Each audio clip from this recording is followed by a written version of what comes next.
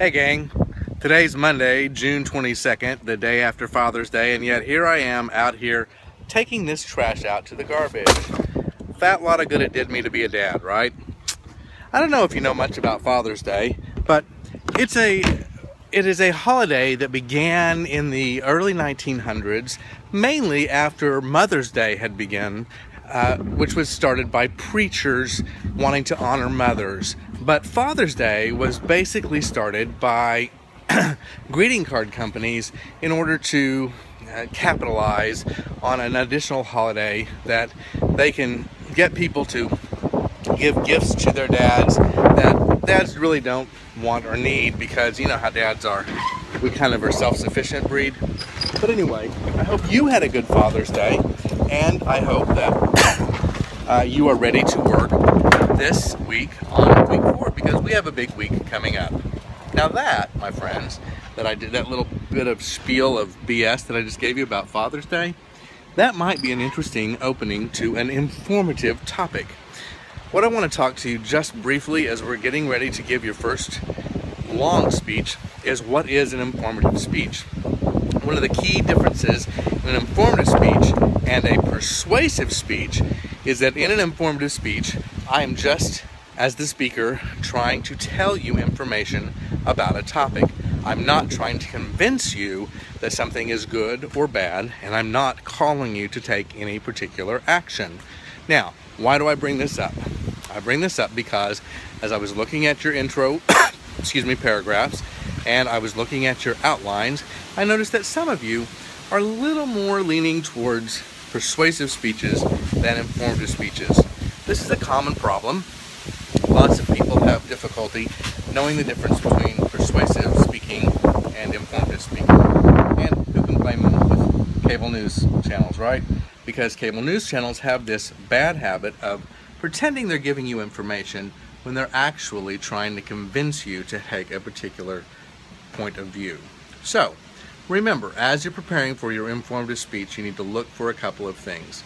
Number one, it needs to be a topic that you know something about or want to know something about and have therefore educated yourself by doing research. It can't be based solely on your own experience. You do have to have some external research. Number two, you need to, in your introduction, do the specific things that an introduction should do. That is, get the audience's attention, you need to establish goodwill, you need to give some sort of preview to what you're going to talk about.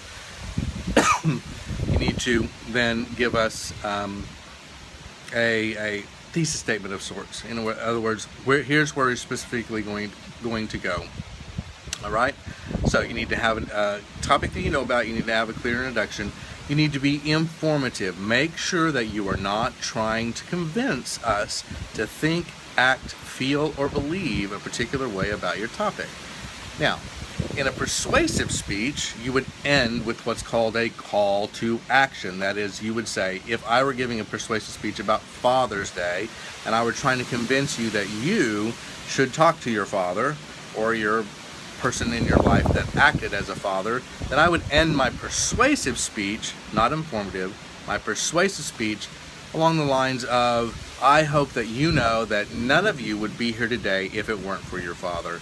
You wouldn't have life. Mothers are great, fathers are just as important, and I hope that you spent at least a few minutes talking to your father, calling him, touching base with him, giving him some corny gift. If you didn't, then you need to call him today, because that's what a good daughter or son would do for their father.